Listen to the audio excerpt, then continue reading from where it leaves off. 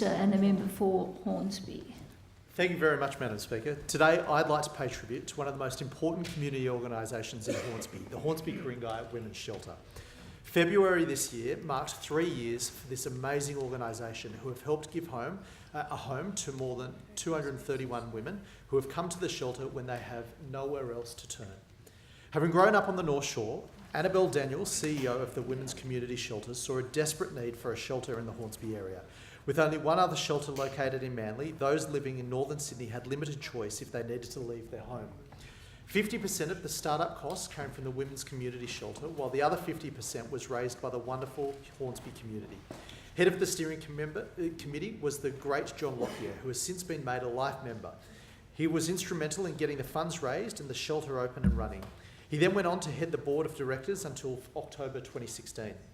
The community answered the call to raise money in a big way. A group from Ku-ring-gai, led by Vanessa Smithman, raised $80,000 at a black tie ball, while Hornsby locals Maureen Iafrida, Kylie Macri, Michelle Shaheen, along with Pete Smith, who runs the Facebook page, if you grew up in Hornsby you remember, raised over $20,000.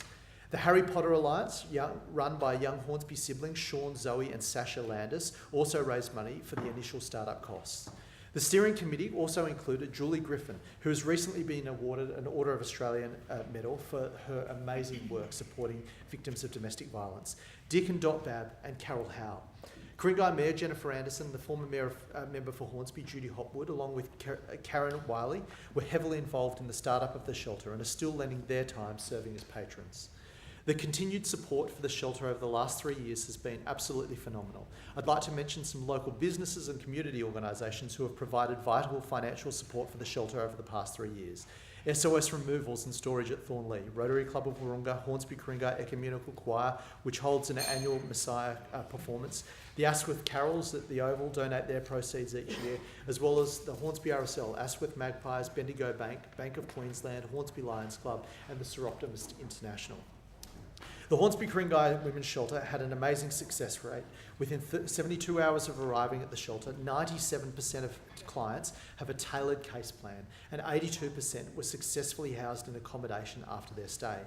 Currently, the board of directors is headed up by the amazing Sally Ann McClelland.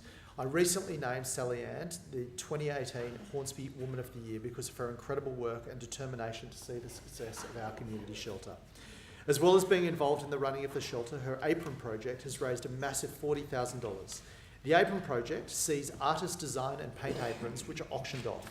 It's an extremely popular fundraiser that the Hornsby community looks forward to every year. This is just one of the many fundraisers spearheaded by this amazing woman.